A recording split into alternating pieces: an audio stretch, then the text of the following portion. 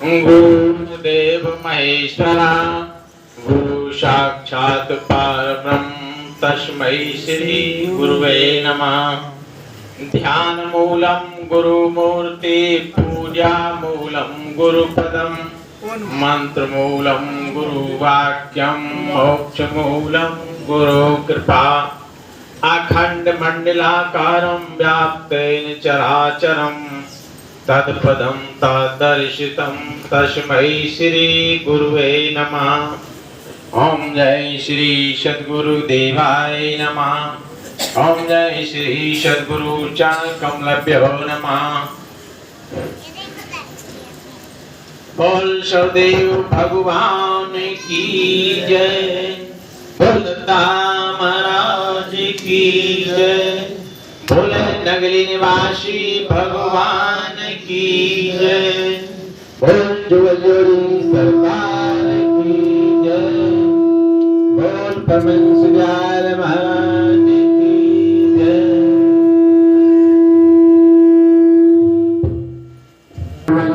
सरकार की बोल परमेश्वर महाराज की।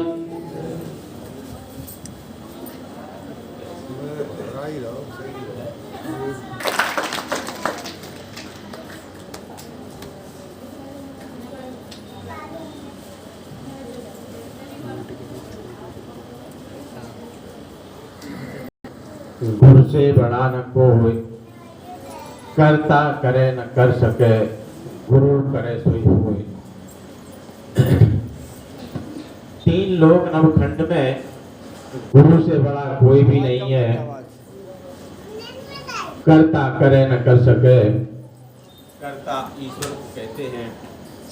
ईश्वर भी नहीं कर सकता जो गुरु कर सकता है। बंद नहीं करते भाई, या फिर चालू है।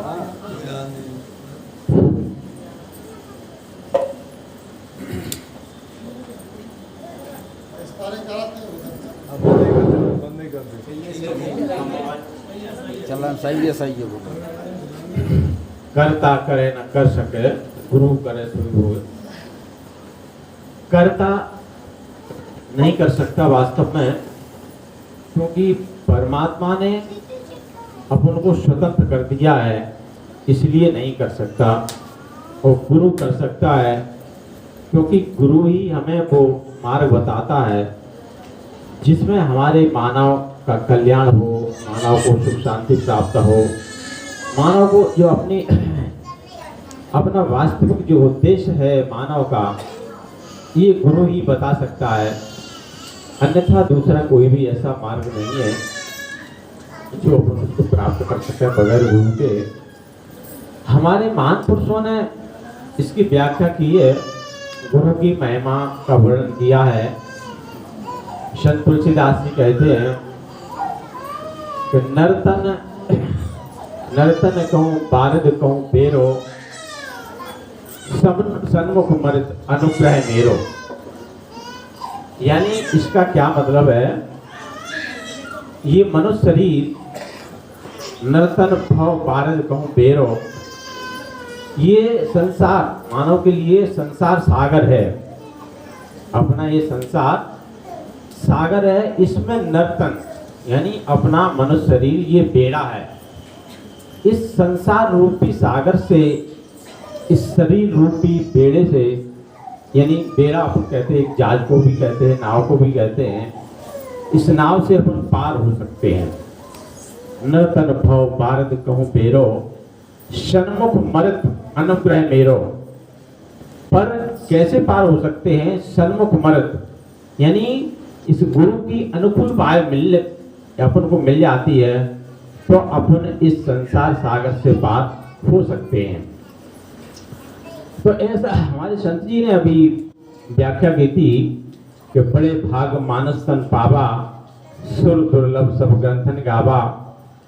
जी बात सही है कि अपनों को ये बड़े भाग से मानव जो शरीर मिला है, इसके लिए देवता लोग याचना करते हैं, प्रार्थना करते हैं कि हमको भी ये मनुष्य शरीर मिल जाता तो हम भी उस परमात्मा को प्राप्त कर लेते, उस परमात्मा का भजन ढूंढ करके हम भी अपनी मुक्ति का उपाय ढूंढ लेते हो। ऐसा मतलब संत तुलसीदास ने कहा। हमारे कबीर साहब कहते हैं कि यह तन बिस्की बेलरी गुरु अमृत की खान, शीश दिए जो गुरु मिले तो भी सस्ता जान। इस पर अपन को विचार करना होगा कि हमारे संत तुलसीदास जी कहते हैं कि बड़े भाग मानस तन पावा, यानी ये इस शरीर हमको बड़े भाग से मिला है। इसके लिए कई देवता लोग याचना करते हैं, प्रार्थना करते हैं। और कबीर साहब कहते हैं कि यह तन बिस्की बेल रही, इधर वो इस शरीर को जहर की बेल बता रहे हैं कबीर साहब। और संत तुलसीदास जी कह रहे हैं कि ये मनुष्य का शरीर बड़े भाग से मिला है, इससे अपना अपन कल्याण कर सकते हैं। तो इस पर विचार करना पड़ेगा अपन को कि ऐसा उन्होंने क्यों लिखा है। ऐ तन बिस्की बेली, इसके बिस्की बेली क्यों है शरीर? उन कबीर साहब का मत है जे बिस्की बेली इसलिए है कहीं अपन ने इस परमात्मा को नहीं जाना। मतलब ये शरीर ही, जैसे अपन 84 लाख योनि में कई प्रकार की योनियां होती हैं, पशु पक्षी जानवर, उनके लिए उन्होंने नहीं लिखा, केवल मनुष्य शरीर के ही लिखा है कि यह तन बिस्की बेल ली, यानी ये मनुष्य शरीर की बेल क्यों बताया गया है। इस पर अपन को विचार करने का विषय है और इस पर जानने का विषय है। यह इसलिए उन्होंने लिखा है ये बिस्की बेल ली, कहीं अपन उस परमात्मा को ढूंढने में अपनी चूक हो गई, अपन को गुरु को ढूंढने में चूक हो गई, तो ये वास्तव में ये बिस्की बेल ही बनेगा। आगे उन्होंने कितना ज्यादा लिखा है, गुरु अमृत की खान, यानी ये शरीर को इस जहर बता दिया है और गुरु को अमृत की खान बताया है। यानी अमृत, जिस अमृत से लोग जीवन लेते हैं, अमृत को प्राप्त करते हैं, उस अमृत की खान गुरु है। लेकिन ये शरीर जहर की बेल है। अब इसमें अपन को समझना पड़ेगा कि ऐसा उन्होंने क्या लिखा है, इस जहर की बेल से अपन बच के निकलें। जब जहर की बेल उन्होंने इसलिए लिखा है, कहीं अपन अपने सदगुरु को, जो सदगुरु उस परमात्मा को जानता हो, उसको ढूंढने में अपन को चूक हो गई, कहीं अपन को सदगुरु नहीं मिल पाए जो परमात्मा को जनाता हो, तो ये शरीर जहर का ही काम करेगा। और कहीं माले सदगुरु मिल गए और उनकी अपन को बात को नहीं माना, या उन्होंने जो निर्देश दिए या जो उपदेश दिए, जैसा भी उन्होंने रास्ता बताया, उस रास्ते पे अपन न चल सके, तो ये शरीर ही जहर की बेल है। क्योंकि इस शरीर से ही सारे अपराध होते हैं। परमात्मा को यदि अपन ने नहीं जाना, जैसे संत तुलसीदास ने कहा है कि पाए कुसंगत को न नशाई, यानी ये शरीर अपन किसी कुसंग में पड़ जाए, तो तुलसीदास ने ये दावा कर दिया है कि कुसंग में कौन खराब नहीं हो सकता, यानी किसकी मति भ्रष्ट नहीं हो सकती। अपन यदि कुसंग में पड़ जाए तो अपनी मृत्यु भ्रष्ट हो जाए। ऐसे तुलसीदास जी कहते हैं कि पाए कुसंग तो कौन नशाई, यानी कुसंग में पा करके किसकी बुद्धि भ्रष्ट नहीं हुई। तो ऐसा मतलब उन्होंने कहा है, तो इसलिए उन्होंने कहा है कि जहर की बेल, मतलब इसका अपन विशदीकरण करना चाहते हैं, इससे आपको थोड़ा सा समझ में आया है। यदि अपन ने उस परमात्मा को नहीं जाना, तो इस शरीर से ही सारे अपराध होते हैं। परमात्मा को नहीं जाना, जैसे मतलब जैसे चोर होते हैं, चोर चोरी करता है, इसी शरीर से करता है। यदि उसने ईश्वर को जान लिया होता, यदि वो समझेगा कि भाई ये चोरी करना अपराध है, इससे हमको दंड मिलेगा, और चोरी करने के बाद दंड मिलने के साथ साथ में अपन को 84 में भी जाना पड़ेगा, तो ये जहर का ही तो काम कर रहा है। अब ये डकैत लोग हैं, डकैत तमाम तरह की डकैती करते हैं, लोग व्यभिचारी होते हैं, देवी देवताओं की पूजा करते हैं, तो यदि देवी देवताओं की पूजा करना ही उतना ही अपराध है। मतलब इस शरीर से ही तो अपन करते हैं। जब अपन ने परमात्मा को नहीं जाना, तो देवी देवताओं की उपासना अपन को करना स्वाभाविक है। जबकि देवी देवताओं की उपासना करना अपने महान पुरुषों ने बिल्कुल नितांत इसको गलत ही बता दिया है, बल्कि यहाँ तक कह दिया है कि इससे बड़ा अपराध और कुछ नहीं है। हमारे भागवत में श्लोक आता है जो अपन ने कई बार पढ़ा है कि नाना शास्त्रे पठन लोके नाना देव पूजनम आत्म ज्ञान बिन हे पात सर्व कर्म निरर्थकम। यानी नाना शास्त्रों का पठन पाठन, जब अपन ने परमात्मा को नहीं जाना तो अपन पठन पाठन करते हैं, करते हैं लोग पठन पाठन, नाना प्रकार के देवी देवताओं की पूजा करना, आत्मज्ञान, आत्मज्ञान को अलग रखा, आत्मज्ञान बिन हे पात सर्वकर्म निरर्थकम। जब अपन को आत्मज्ञान की जानकारी नहीं है तो देवी देवताओं की पूजा करते हैं, तो इसी शरीर से करते हैं। जब अपन देवी देवताओं की पूजा करेंगे तो क्या होगा, इस अपन देवी देवताओं की पूजा करने से अपन को 2 कल्प तक रहना पड़ता है, 2 कल्प तक रहना पड़ता है। जैसे अपने गीता जो है ना अध्याय 9वें अध्याय में श्लोक 21वां है, 25वां श्लोक है, उसमें लिखा है कि यान्ति देवव्रता देवन्ति यान्ति पितृव्रता भूतानि यान्ति भूतेज्या यान्ति मद्या जिनो अपमा।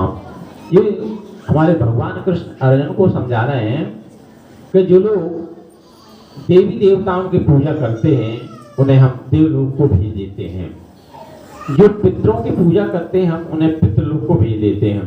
तो जब उनकी उम्र बहुत लंबी होती है, हमने अभी बताया यदि देवी देवताओं की अपन उपासना करेंगे तो 2 कल्प तक रहना पड़ता है। पितरों की उम्र में पितरों को भेज देते हैं। भूतानि यान्ति, यानी अपन भूत की पूजा करते हैं तो भूतलोक को चले जाते हैं, और प्रेतों की पूजा करेंगे तो प्रेतलोक को चले जाएंगे। मद्या जिनोपमाप का मतलब होता है, भगवान कृष्ण कहते हैं यदि आप मेरी पूजा करोगे तो परम धाम को भेज देते हैं। तो इस तरह से अपन ने उस परमात्मा को नहीं जाना तो अपन को ये अपराध करना पड़ेगा। इसलिए ही जो कबीर साहब कह रहे हैं कि ए तन विष की बेली, यदि अपन ने उस ईश्वर को नहीं जाना तो ये तन जो है ना विष की बेले ही बनेगा। जब अपन 84 में जाएंगे, 84 की उम्र बहुत लंबी होती है, 84 लाख योनियां होती हैं। जैसे अपने प्रेत में चले गए तो 2 कल्प तक उसमें रहना पड़ता है। 1 कल्प 4 युग का होता है, सतयुग, त्रेता, द्वापर, कलयुग, मतलब 4 युग का 1 कल्प होता है। तो ऐसे उन्होंने 2 कल्प तक केवल प्रेत की पूजा करेंगे तो प्रेत योनि में अपन को जाना पड़ेगा। ऐसे 84 की उम्र बहुत लंबी होती है। फिर 84 की उम्र कब पूरी हो इसका क्या पता है। 84 लाख योनियों में अपन चले जाएंगे, भूत प्रेतों की योनियों में कुछ भोग करके फिर अपन फिर 84 में आना पड़ता है। ऐसे अपन ने उनकी पूजा करी, कुछ अपना पुण्य बचा। जैसे अपने पीछे श्लोक में उसी अध्याय में 21वां श्लोक है, तेतम भुगत्वा स्वर्ग लोकम विशालम छेड़े पुण्य मृत लोकम विशंति। जी कह रहे हैं भगवान कृष्ण, यदि तुम देवी देवताओं की पूजा करोगे तो तुम्हारा कुछ दिनों का तक भोग बनेगा, तो भोग करके फिर तुम्हारा पुण्य क्षीण होने पर फिर पुनः 84 में आओगे। छीणे पुण्य मृत लोकम विशंति, मृत लोक में आ जाओगे, फिर तुम्हें 84 में जाना पड़ेगा।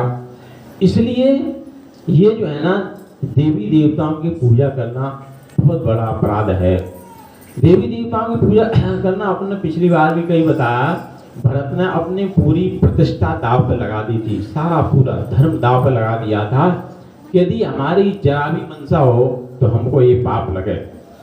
जब कौशल्या ने उनसे ये प्रश्न किया था कि हे पुत्र ये बताओ कि आपकी ये मनसा थी क्या, जो मेरे पुत्र को 14 वर्ष का वनवास दिया और आपको राजगद्दी दी, इसमें आपकी जरा भी मनसा क्या कुछ मनसा थी क्या। तो भरत जैसा धर्मात्मा अपन भी जानते हैं कि जो न होए जग जन्म भरत को, शकल धर्म धरत को, इस पृथ्वी की धर्म को धुरी का कौन धारण करने वाला था यदि भरत का इस जन्म न होता। तो इसलिए वो भरत ही कह रहे हैं कि जे परिहारी हरि भजन भजय भूत घनघोर तिनकी गति देव मोए जो जन्नी मत मोर। तो भरत जी क्या कहते हैं कि उन परमात्मा के भजन को छोड़ करके जो लोग ये परिहर माने भूल करके ये परिहारी हरि भजन, जो परमात्मा के भजन को भूल करके जो लोग भूत प्रेतों की पूजा करते हैं और परमात्मा उनको दंड देता है, वो दंड मुझे मिले। तो भरत ने अपना धर्म कितना बड़ा दांव पे लगा दिया, यानी भूत प्रेतों की पूजा करना बहुत बड़ा अपराध है। उसके पहले उन्होंने काफी पाप गिनाए थे कि हमको ये ऐसा हमारी जरा भी मनसा हो तो हमको ये पाप लगे, तब अंत में उन्होंने सबसे बड़ा ये पाप गिनाया था। तो मेरे कहने का मतलब यह है, जो कबीर साहब कहते हैं कि एह तन विष की बेली, यदि अपन ने उस परमात्मा को नहीं जाना, गुरु अमृति खान को प्राप्त नहीं किया, तो अपन को इस जहर में ही जाना पड़ा और 84 में ही जाना पड़ेगा, फिर अपनी बहुत लंबी उम्र होगी। इसलिए इस शरीर से परमात्मा को न जाने तो फिर इससे अपराध ही अपराध होंगे। तो इसलिए कबीर साहब कह रहे हैं कि ए तन विष की बेली गुरु अमृत की खान, और शीश दिए जो गुरु मिले तो भी सस्ता जान। तो उन्होंने कहा कहीं हमको सिर को भी कटाना पड़े, यानी हमको शीश देना पड़े, यदि हमको गुरु प्राप्त हो तो भी हमें सस्ता ही जानना चाहिए। तो कितना बड़ा कबीर साहब ने कहा। तो इसलिए इस तन की कीमत अपन को समझना चाहिए। ये वास्तव में अपन को एक बहुत सुनहरा अवसर मिला हुआ है कि अपन को परमात्मा को प्राप्त करने का, और परमात्मा को अपन प्राप्त करेंगे तो अपने जन्म जन्म सुधर जाएंगे। ऐसे अपने कई उदाहरण हैं, जैसे कई उदाहरण अपन ने पिछली बार बताए हैं। जैसे राजा अम्बरीश, जो राजा अम्बरीश थे, उन्होंने भी ईश्वर को नहीं जाना था। राजा अम्बरीश ने ईश्वर को नहीं जाना था, राजा जनक ने ईश्वर को नहीं जाना था, माता देवहूति ने जो सतयुग में थी त्रेता में, उन्होंने ईश्वर को नहीं जाना था। तो इसमें अपन अपनी भूल ना समझें कि अभी कलयुग है। वैसे कलयुग के बारे में तुलसीदास ने एक बड़ा बुक कहा है कि कलयुग शमयुग आन नहीं, जौनर कर विश्वास और गाय राम गुण पद विमल भव बिन तड़य प्रयास। तो कलयुग में काफी छूट भी दी गई है, अब उनको इस छूट का लाभ लेना चाहिए, क्योंकि सतयुग में ज्यादा कड़ा रहता था और त्रेता में भी, लेकिन कलयुग में काफी छूट है। तो जब अपना कहने का मतलब है कि अपने पहले जो सतयुग में, त्रेता में, द्वापर में बड़े बड़े महान पुरुष हुए, उन्होंने यदि परमात्मा को नहीं जाना और अपन में से कभी भूल हो जाए तो कोई इसमें इतना अपन को तकलीफ महसूस नहीं करना चाहिए, इतना अफसोस अपन को नहीं करना चाहिए। जैसे जो राजा अम्बरीश थे, राजा अम्बरीश ने 104 गुरु कर लिए थे, तब भी उन्होंने ईश्वर को नहीं जाना था। 104 गुरु। अब अपन जो सोचेंगे, जैसे अपन वास्तव में जो आध्यात्मिक गुरु होते हैं, जो परमात्मा को जनाने वाले गुरु होते हैं, वो गुरु नहीं मिले और बाकी के अपन भौतिक गुरु करें, तो उसमें कोई कितने 104 गुरु, उन्होंने तो राजा अम्बरीश ने 104 गुरु को कर लिए थे, हमका और ज्यादा कर लें या और किसी ने कम किए। जब तक ईश्वर नहीं आना तो कुछ भी नहीं है।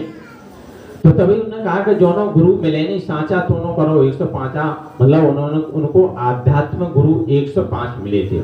ये मतलब चौपाई उन्होंने तभी से बनी हुई है, क्योंकि राजा अम्बरीश ने उस परमात्मा को नहीं जाना था, उन्होंने 104 गुरु कर लिए थे, तब भी ईश्वर को नहीं जान पाए थे। तो उन्होंने ये विचार किया कि भाई हमने 104 गुरु कर लिए, अब कोई गुरु शेष ही नहीं बचा, तो अब क्या करना, अब तो चलो अपन धर्म का प्रचार प्रसार करते हैं। तो ऐसे राजा अम्बरीश जो है ना, अपना रथ सजवा करके अपना धर्म का प्रचार प्रसार करने के लिए चल देते हैं। जब राजा अम्बरीश अपना धर्म का प्रचार प्रसार करने के लिए चल देते हैं, तो उस समय जगत गुरु विष्णु भगवान थे। विष्णु भगवान को ये पता था कि राजा अम्बरीश ने अभी ईश्वर को नहीं जाना है, राजा अम्बरीश ने अभी ईश्वर को नहीं जाना है, तो ये धर्म का प्रचार प्रसार क्या करेगा। जब इन्होंने ईश्वर को ही नहीं जाना तो प्रचार प्रसार क्या करेंगे। इन्होंने तो भौतिक ईश्वर को जाना है, तो जब भौतिक ईश्वर को जानेंगे, जो जानेंगे वही तो बताएंगे। भाई अपन जितना जानते हैं उतना आपको बताएंगे, आप जितनी आपको जानकारी है उतना ही किसी दूसरे को बता सकते हो। जो अपन को जानकारी नहीं है वो कहाँ बता सकते हैं। ऐसे ही विष्णु भगवान विचार कर रहे हैं कि अभी राजा अम्बरीश ने ईश्वर के बारे में कुछ जाना ही नहीं, ईश्वर को जानता ही नहीं है। इन्होंने तो भौतिक पूजा जानी है, मंदिर मस्जिद माला फेरना, इनका तो सारा विरोध ही है। कबीर साहब खूब खुल के विरोध कर रहे हैं कि माला फेरे तो जुग भया गया न मन का फेर, और कर का मन का डार के सो मन का फिर कर में तो माला फिरे जीव फुरे मुख माए और मनुमा तो इत उत फिरे है तो सुमरन नाय। ये माला फिरना कुछ नहीं, ये तो सब व्यर्थ की बातें हैं, क्योंकि परमात्मा जो है, परमात्मा तो इस मनवाणी में उस परमात्मा का नाम है ही नहीं। अभी अपन और आगे बताएंगे इसको डिटेल। तो अपना वो अपन चल रहे हैं कि राजा अम्बरीश ने अपना जो रथ सजवा करके चल लेते हैं, तो उस समय जो विष्णु भगवान ने विचार किया कि अभी इन्होंने ईश्वर को नहीं जाना है, तो उन्होंने नारद जी को बुलवाया और कहा कि हे नारद जी, इनका रथ रोक लो, क्योंकि जनता में संदेशा गलत चला जाएगा। ये जो है ना, ये झूठ बताएंगे, मतलब इन्होंने सत्य को तो जाना नहीं है, झूठ बोलेंगे। भौतिक पूजा झूठ ही होती है। जब झूठ बताएंगे, झूठ ज्ञान बताएंगे, तो इससे क्या होगा, लोगों की बुद्धि दूषित होगी। जब झूठा ज्ञान बताएंगे तो बुद्धि सही कहाँ से होगी भाई। ये बताएंगे देवी देवताओं की पूजा करो, तो देवी देवताओं की पूजा करने से बुद्धि शुद्ध हो ही नहीं सकती। झूठे ज्ञान से क्या होगा, बुद्धि दूषित होगी। बुद्धि दूषित होने से क्या होगा कि बड़ संकर औलाद पैदा होंगी। बड़ संकर औलाद पैदा होने से क्या होगा कि कुल और धर्म नष्ट हो जाएंगे। तो यानी अब एक चीज को पकड़ने से कितनी लंबी कहानी बनती है।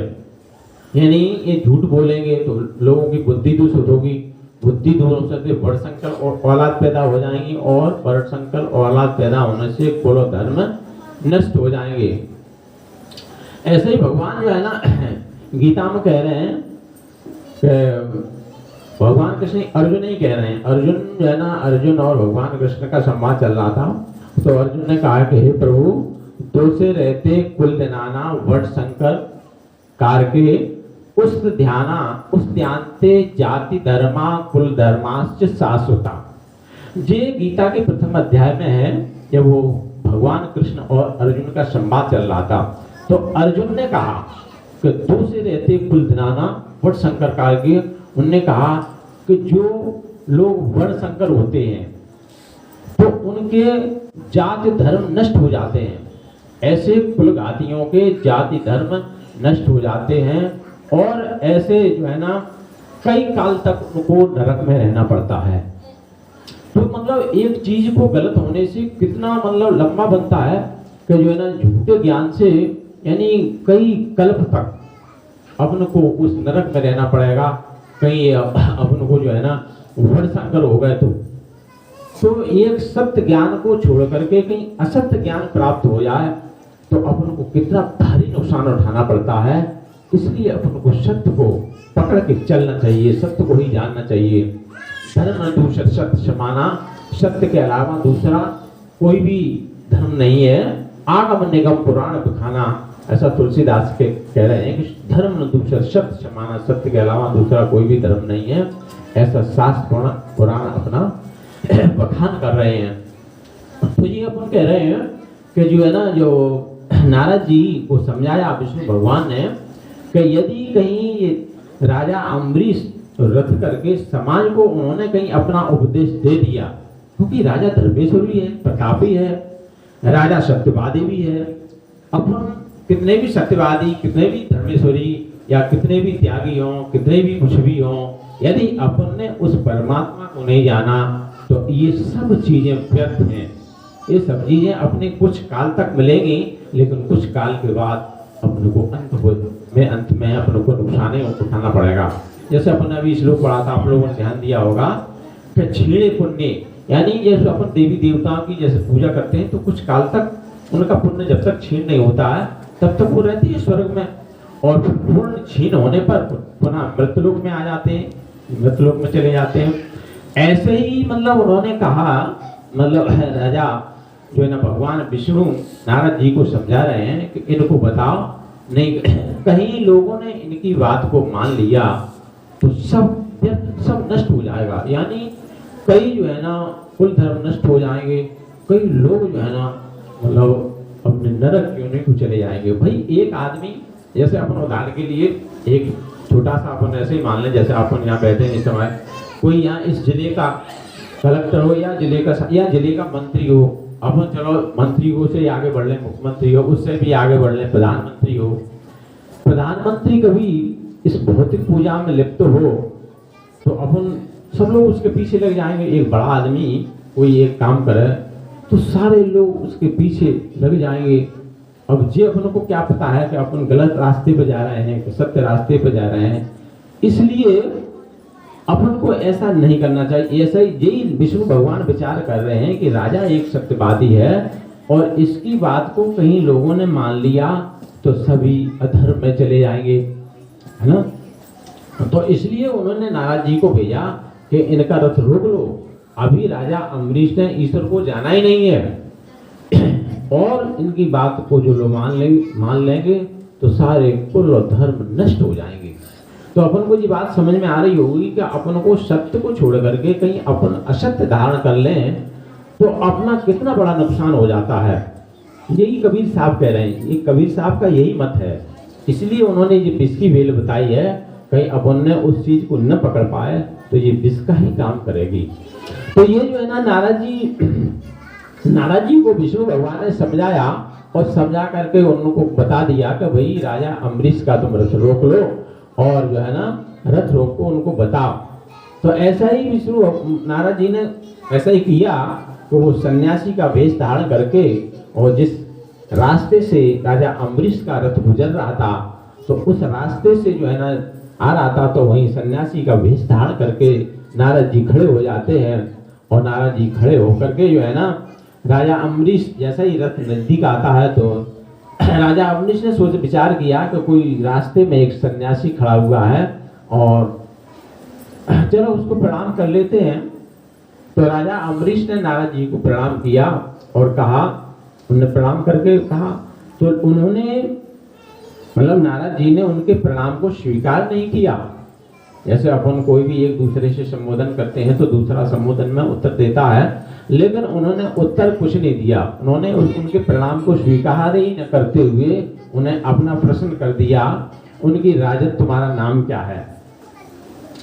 नारद जी ने पूछ दिया कि राजन तुम्हारा नाम क्या है। तो राजा अम्बरीश कहते हैं कि मेरा नाम राजा अम्बरीश है। तो उन्होंने कि नहीं मैं तुम्हारा नाम पूछ रहा हूँ। उन्होंने कि मुझे ही राजा अम्बरीश कहते हैं। तो राजा अम्बरीश ने सोचा कि शायद नहीं सुन पाए होंगे सन्यासी, तो उन्होंने दोबारा कह दिया कि मेरा ही नाम राजा से। तब उन्होंने तीसरी बार फिर कह दिया नारद जी नहीं मैं तुम्हारा नाम पूछ रहा हूँ। अब राजा अम्बरीश क्षत्रिय थे, बहुत गुस्सा आ गया। उन्होंने कि ये संत जो है ना इसको क्या सुनाई नहीं देता, क्या इसकी बुद्धि खराब है, मैं बार बार कह रहा हूँ कि मेरा ही नाम राजा अम्बरीश है। तुमने झुझला करके जो है ना गुस्सा में होकर के कह दिया, अरे भाई संत जी तुमको क्या सुनाई नहीं दे रहा है, मैं बार बार कह रहा हूँ कि मेरा ही नाम राजा अम्बरीश है, मुझे ही राजा अम्बरीश कहते हैं। तब वो संत जी नारद जी ने कहा कि अरे राजन मैं जानता हूँ कि तुम्हारा नाम राजा अम्बरीश है, मैं ये भी जानता हूँ कि तुम सोम के पुत्र हो, मैं ये भी जानता हूँ कि तुम अवध राजधानी से आए हो, लेकिन मैं ये पूछना चाह रहा हूँ कि तुम्हारे अंदर जो बोल रहा है उसका क्या नाम है। ये तो शरीर का नाम है, ये शरीर कल नष्ट हो जाएगा, लोग कहेंगे कि राजा अम्बरीश खत्म हो गए, उनकी ये लाश पड़ी है। तो तुम्हारे अंदर जो बोल रहा है उसका क्या नाम है, मैं उसका नाम जानना चाह रहा हूँ। तब राजा अम्बरीश का दिमाग ठनका, उन्होंने कि अरे भाई हमको जो हमारे 104 गुरु थे ये किसी ने भी नहीं बताया। 104 गुरु के मेरे अंदर जो बोल रहा है उसका क्या नाम है। तो उन्होंने कहा भाई आप कहाँ से आए हो। तो उन्होंने कि हम तो ये जान रहे हैं कि हम अपनी अवध राजधानी से आए हैं, तो यहाँ काय के लिए आए हो। हम तो यही समझ रहे हैं कि भाई यहाँ अपने राजकाज करने के लिए आया। अरे भाई ये तुम्हारे ये बोल रहा है ये कहाँ से आया है, ये काय के लिए आया है, और ये शरीर छूट जाएगा फिर तुम कहाँ जाओगे। ऐसे उन्होंने चारों प्रश्न कर दिए नारद जी ने राजा अम्बरीश को। तो राजा अम्बरीश को तो पता ही नहीं था। उन्होंने कि हमारे जो 104 गुरु थे उन्होंने किसी ने भी नहीं बताया कि क्या था। तो अब इतने में के नारद जी क्या करते हैं, चारों प्रश्न करके कि वो अपने गायब हो जाते हैं, चले जाते हैं सत्यान। अब राजा अम्बरीश विचार करते हैं कि जी हमारे जो 104 गुरु थे, जिस 104 गुरु ने किसी ने भी नहीं बताया कि ये क्या नाम है, हम यहाँ मेरा क्या नाम है, मैं कहाँ से आया हूँ, मैं काय के लिए आया हूँ, मैं कहाँ जाऊँगा। तो ये जो है ना लोगों से पूछते हैं तो लोग कोई बताते ही नहीं उनको। राजा अम्बरीश को कोई नहीं बताता, सबसे पूछते हैं तो ऐसे पूछते पूछते वो पागल जैसे हो जाते हैं। अब पूछने जिसको जानकारी हो वही बताए, वही अपन कह रहे हैं कि जिसको पता ही नहीं वो क्या बताएगा। तो जो है ना राजा अम्बरीश जो है ना पूछते पूछते काफी उनको लगभग 15 दिन व्यतीत हो जाते हैं। तो अब विष्णु भगवान ने विचार किया, अरे भाई नारद जी, तुम जो है ना जाओ उनके पास और उनको बता दो, नहीं तो ईश्वर की बात है, तो उनका शरीर ही छूट जाएगा, फिर कहाँ किसको कौन ईश्वर मिलेगा। वो पागल जैसे हुए जा रहे हैं, हमको कोई नहीं बता रहा। तुम जाकर बता दो उनको, रास्ता तो बता दो कि ईश्वर कहाँ मिलेगा, इसका क्या है, इसके उत्तर कहाँ मिलेंगे। तो ऐसा फिर जो है ना नारद जी फिर आए वहाँ और आकर के जो है ना वहाँ खड़े हो गए उन्हीं के पास में। तो उनने कहा राजा अम्बरीश से, अरे भाई राजन, जिन लोग तुम्हें कोई भी नहीं बता पाएंगे, ये ईश्वर के बारे में तुम्हें ये कोई नहीं बता पाएंगे, इसके लिए तुम्हें वहाँ वो दूर से जो कुटिया तुमको दिखाई दे रही है, उस कुटिया पर तुम्हारे प्रश्नों के उत्तर मिल जाएंगे। तो ऐसा ही उन्होंने किया राजा अम्बरीश ने। तो वहाँ जाते हैं, एक कुटिया है, उसका दरवाजा बंद है। वो कुटिया किसकी थी? अंगरा ऋषि की थी। अंगरा ऋषि की वो कुटिया थी, दरवाजा बंद है। तो उन्होंने अंदर से आवाज लगाई, मतलब अंदर से जो है ना एक आवाज लगाई, संकेत दिया कि मैं बाहर खड़ा हूँ, अपने खुद ही जो है ना आवाज। तो अंदर से आवाज आती, भाई कौन? तो ये राजा अम्बरीश ने कहा कि मुझे यही पता नहीं कि मैं कौन हूँ। अरे भाई आप कहाँ से आए हो? तो उन्होंने कि मुझे पता नहीं कि मैं कहाँ से आया हूँ। अरे तो भाई आप यहाँ काय के लिए आए हो? तो उन्होंने कि मुझे ये भी पता नहीं कि मैं यहाँ काय के लिए आया हूँ। अरे भाई आप कहाँ की रास्ता पूछ रहे हो? तो उन्होंने कहा मुझे ये भी पता नहीं कि मैं कहाँ की रास्ता, मुझे कहाँ जाना है, मतलब। तो ये जो है ना उन्होंने चारों प्रश्न कर दिए। तब वो अंगरा ऋषि जो अंदर बैठे हुए थे, तो उन्होंने कहा हाँ, ये वास्तव में ईश्वर को जानने ही आया है। तो उन्होंने कुटिया खोली, कुटिया खोल करके जो है ना उनको बिठाया और बिठा करके उन्हें ये 4 मुक्तियों का ज्ञान दिया। यही 4 मुक्ति, शायोज, शामीप, सारूप, सालो, ये 4 प्रकार की मुक्ति का ज्ञान उनको दिया। शायो मुक्ति, इसके बारे में अपन ने डिटेल पहले भी काफी बताया है। शायो मुक्ति वह मुक्ति होती है जिसके द्वारा वो अमृतपान किया जाता है। जे इस अमृतपान, जैसे रावण ने इसको सिद्ध कर लिया था, इसने रावण को सिद्ध कर किया था, राम ने इसको सिद्ध किया था, भीष्म पितामह ने इसको सिद्ध किया था, और अपन भी उसको सिद्ध कर सकते हैं। अपने शिवपुराण में इस शायो मुक्ति के बारे में यहाँ तक उन्होंने लिख दिया है कि मृत्यु पे विजय पाने का इसके अलावा दूसरा कोई भी साधन नहीं है। यदि अपन इस शायो मुक्ति को सिद्ध करें या इसको अच्छी तरह से इसका उपयोग करें, तो मृत्यु पे विजय पाने का इसके अलावा दूसरा कोई भी साधन नहीं है। और ये वास्तव में बिल्कुल सही बात है कि मौत से भी शायो मुक्ति के द्वारा बचाया जा सकता है, बशर्ते हम उसका अभ्यास करेंगे। तो भाई यही शायो मुक्ति को जो रावण ने इसी को ही तो सिद्ध किया था, तभी वो इसी शायो मुक्ति के ही बल पे जो है ना कह रहा था कि मुझे कोई नहीं मार सकता। लेकिन रावण यदि अपराध नहीं करता तो वास्तव में नहीं मरता। वो रावण था जो संत तुलसीदास जी कह रहे हैं, चलत दशानन डोले धरनी, मतलब यानी इसका मतलब क्या है, इसको भी समझ लेना चाहिए। क्या रावण के चलने से धरती हिलती थी क्या? तुलसीदास ने कहा कि चलत दशानन डोले धरनी, धरती नहीं हिलती थी, मतलब क्योंकि वो इतना बड़ा अपराध, जैसे अपन सामान्यतः कह देते हैं, कोई अपराधी आया, अरे भाई ये यहाँ से हट जाए तो कम से कम जमीन तो खाली हो जाए, जमीन हल्की हो जाए, मतलब ऐसा अपन कहने लगते हैं। ऐसे ही रावण जो है ना बहुत बड़ा अपराधी था, तब वो कहा चलो दशानन डोले धरनी। अरे भाई सब लोग कांपने लगते थे बुरी तरह, जिधर भी जाता था सभी लोग सोचते थे अरे भाई पता नहीं हमको ये क्या दंड दें, क्या क्या अपराध करें, क्या किसको क्या दे दें। ऐसे ही मतलब कंस ने भारी अपराध किए थे, तो इनसे क्या, तभी उन्होंने कह दिया कि चलो दशानन डोले धरनी, मतलब धरनी नहीं डोलती थी, लेकिन लोग बुरी तरह हताश हो गए थे, अपराधियों से बुरी तरह हताश हो गए थे। यदि रावण अपराधी न होता तो राम वास्तव में नहीं मार पाते, ये बात सही है। उसने सायोग मुक्ति को सिद्ध कर किया था। अपन भी कर सकते हैं। अब वो सिद्ध कर लें, लेकिन अपन अपराधी प्रवृत्ति के बन जाएं तो ये अपनी शक्ति काम नहीं आएगी, नहीं काम करेगी। तो ये वही सायोग मुक्ति, अपन भी इसका उपयोग करें तो अपन भी उस लक्ष्य पे हासिल कर सकते हैं। जैसे तुलसीदास ने कहा है कि जासुन लगे न क्षुधा पिपासा, अतुलित बलतन तेज प्रकाशा। ये सायोग मुक्ति जो भगवान राम के जो गुरुवन विश्वामित्र जी थे, उन्होंने भी यही सायोग मुक्ति का विधान भगवान को दिया था, भगवान राम को उन्होंने भी सिद्ध किया था। वो तो मतलब अपने त्रेता युग की बात है, अभी इस समय की बात है।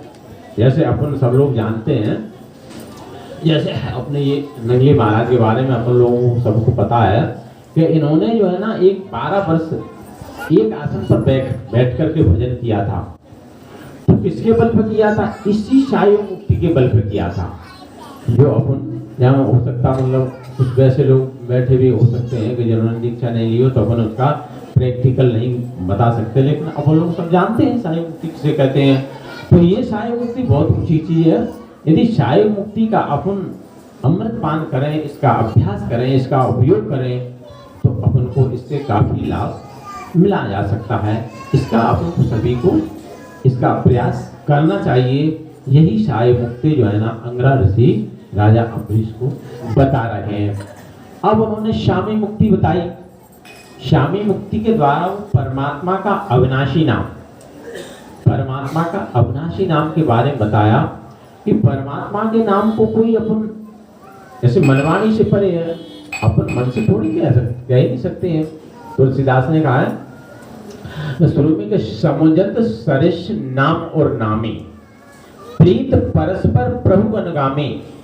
यानी तुलसीदास ने कहा कि समझत सरिष, इसको नाम को समझना चाहिए। ये बड़ा सरल और श्रावना नाम है, समझत सरल और नामी। प्रीत परस्पर प्रभु अनुगामी, इन दोनों में बहुत बड़ी प्रीत है।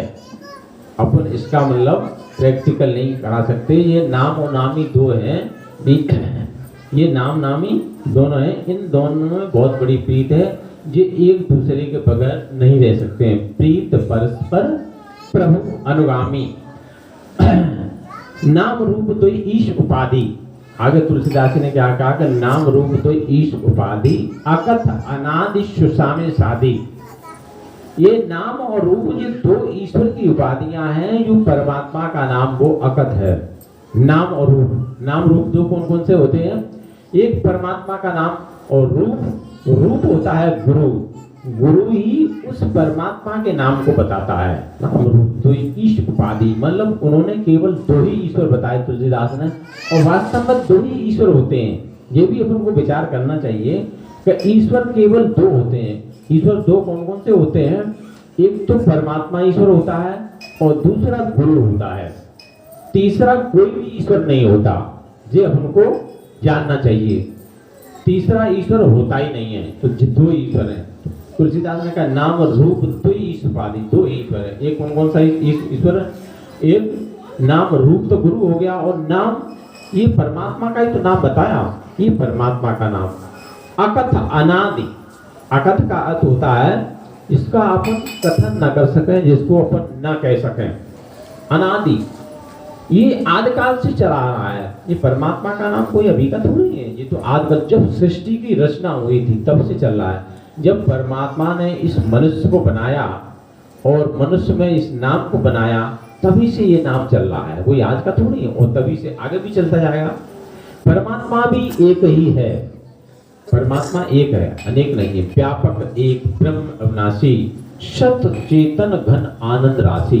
परमात्मा एक है, वो अकेला है।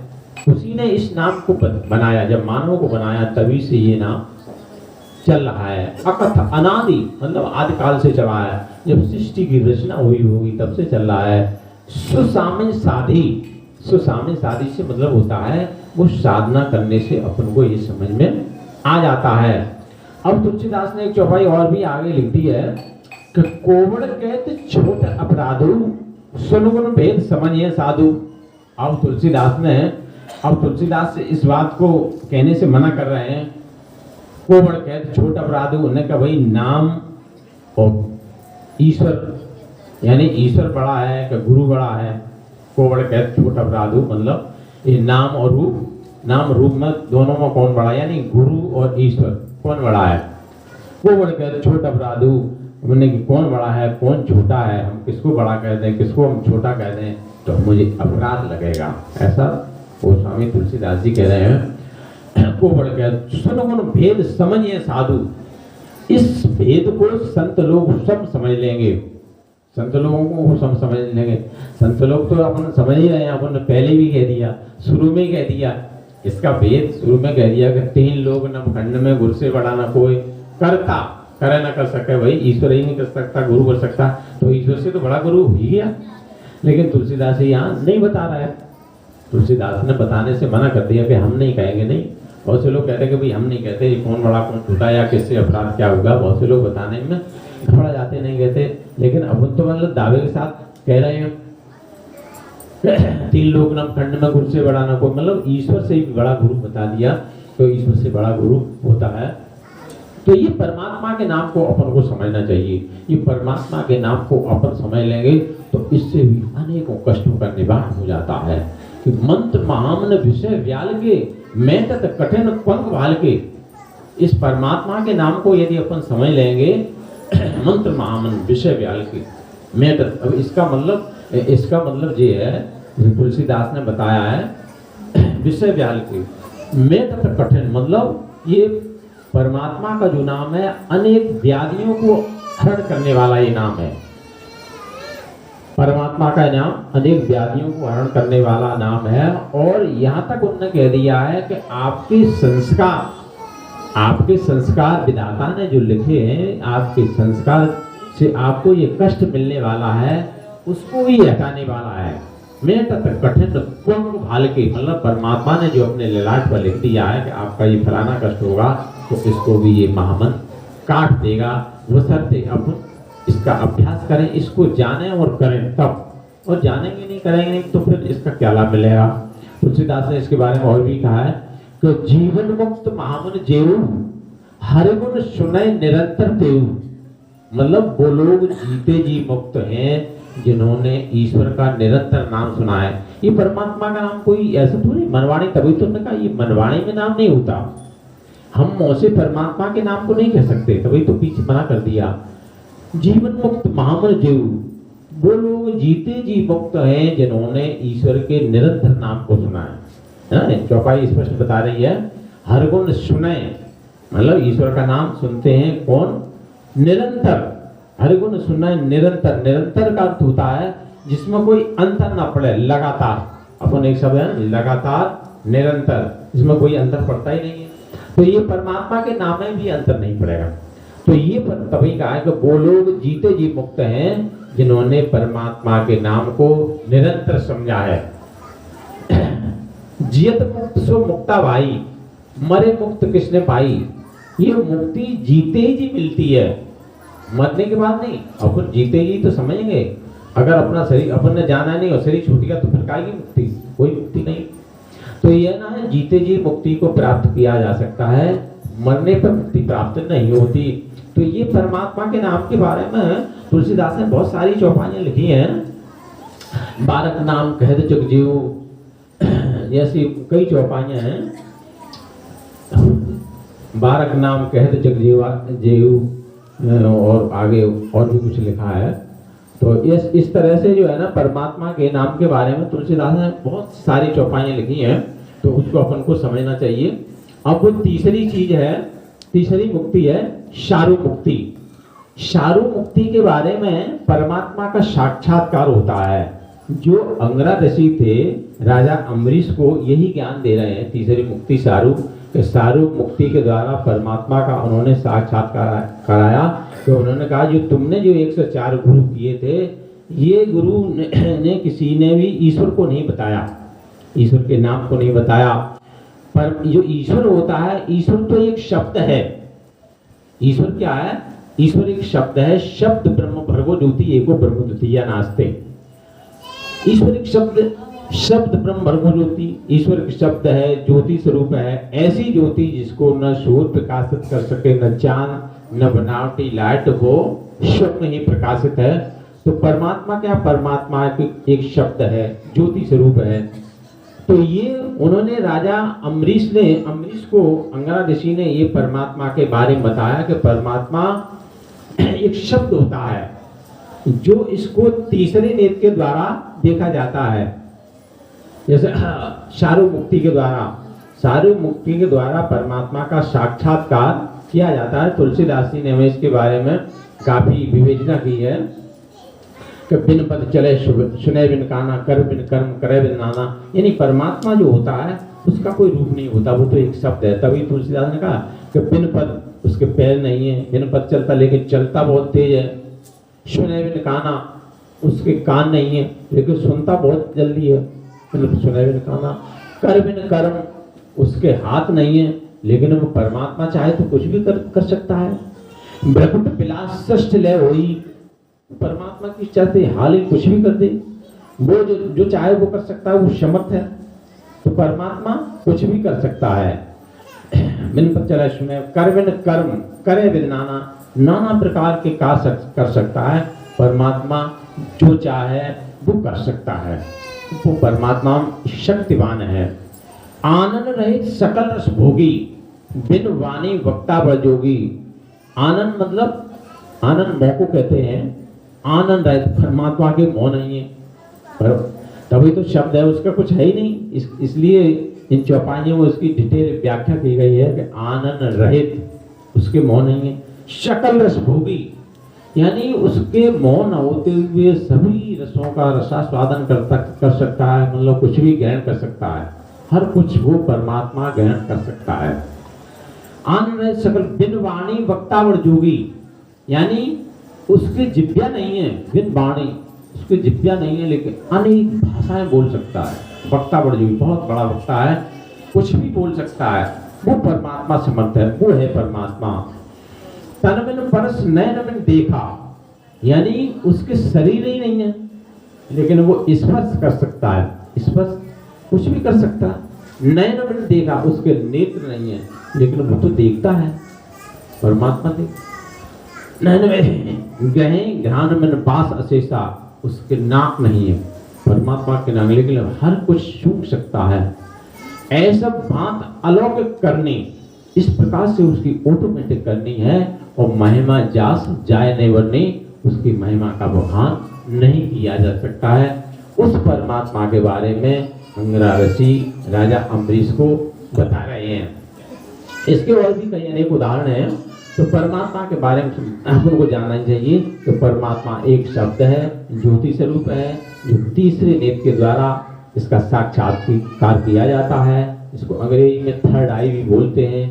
तो अपन को ये तीसरा नेत्र समझना चाहिए। सभी मानव के तीसरे नेत्र हैं।